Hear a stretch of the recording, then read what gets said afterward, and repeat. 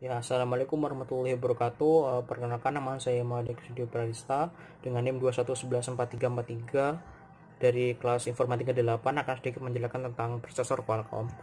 Oke, yang pertama, apa itu prosesor? Prosesor adalah suatu komponen komputer yang bertugas dalam mengolah data serta mengatur jalanan sistem dalam komputer. Prosesor dianggap sebagai otak komputer yang selalu mengawasi dan mengatur jalanan sistem pada komputer. Prosesor melakukan berbagai perhitungan rumit atau sederhana dalam tugasnya menjalankan perintah yang diberikan user atau pengguna. Karena prosesor merupakan salah satu dari komponen komputer, maka dalam tugasnya ia dibantu oleh komponen lain seperti mainboard, memori, dan lain-lain. Prosesor yang dipasang pada motherboard ternyata dapat diganti jenisnya, namun tetap harus diperhatikan apakah cocok dengan soket yang disediakan, karena tidak semua prosesor memiliki soket yang sama pada motherboard. Bahkan tak jarang prosesor tersebut tidak dapat dilepas. Kemudian ada beberapa komponen utama dalam prosesor. Yang pertama adalah ALU atau Arithmetic Logical Unit, yang dimana komponen ini itu melakukan semua perhitungan aritmatika yang terjadi sesuai dengan instruksi dari program. Yang kemudian ada control unit yang mengatur lalu lintas data input atau output pada komputer, yang dimana dalam prosesnya menjadi pintu masuk dan keluar bagi instruksi sebelum dan sesudah diproses oleh ALU. Dan yang kemudian adalah memory unit yang berfungsi sebagai penyimpanan sementara dengan kecepatan akses tinggi. Lalu yang selanjutnya, fungsi prosesor. Pada dasarnya, prosesor memiliki fungsi sebagai pengolah data yang diterima dari user yang berupa input, kemudian diproses dan menghasilkan data keluaran berupa output. Dalam tugasnya, tentu prosesor akan dibantu oleh komponen lain dalam komputer seperti penyimpanan ROM dan RAM, dan lamanya waktu pemrosesan data tergantung dari seberapa cepatnya prosesor tersebut. Atau secara rinci, fungsi lain prosesor diantaranya mencegah overlapping, kemudian mendukung kebutuhan spesifik dari komputer, menjaga performa komputer, selanjutnya melakukan integrasi atas seluruh komponen internal komputer, dan yang terakhir menjaga stabilitas dari setiap komputer. Kemudian macam-macam seri prosesor Qualcomm.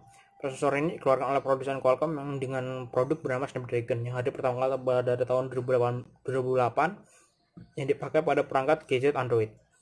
Berikut adalah beberapa seri Qualcomm yang telah diproduksi. Yang pertama adalah S1 series, yang dimana generasi pertama yang dirilis pada tahun 2009. Chipset ini mengedepankan daya baterai yang tergolong hemat dan digunakan pada smartphone kelas rendah.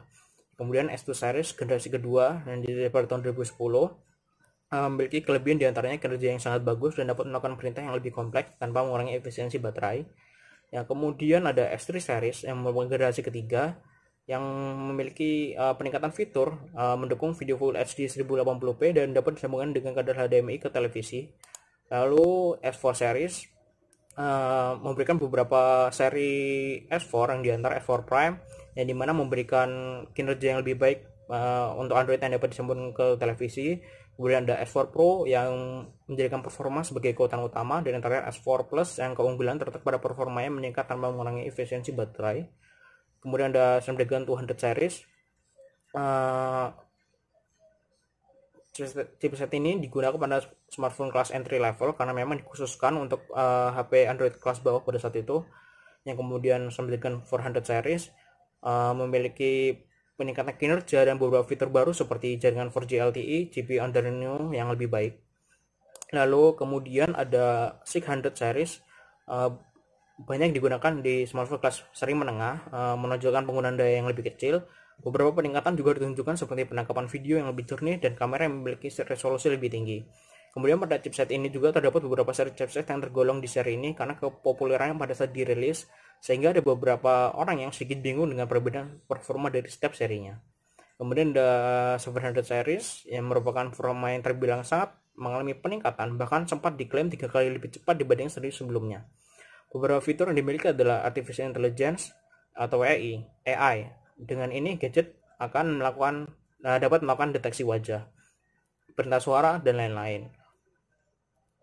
Kemudian adalah Snapdragon 800 series yang merupakan generasi teratas pada saat ini dan diproduksi yang dimana memiliki peningkatan kinerja yang sangat signifikan, yang diantaranya mendukung layar 4K Ultra HD, kamera beresolusi tinggi, RAM LPDDR4, dan konsumsi daya yang rendah walaupun performa yang sangat tinggi.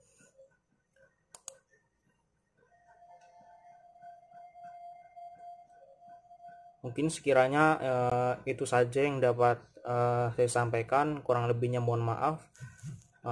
Wabillahi taufiq wal hidayah. Wassalamualaikum warahmatullahi wabarakatuh.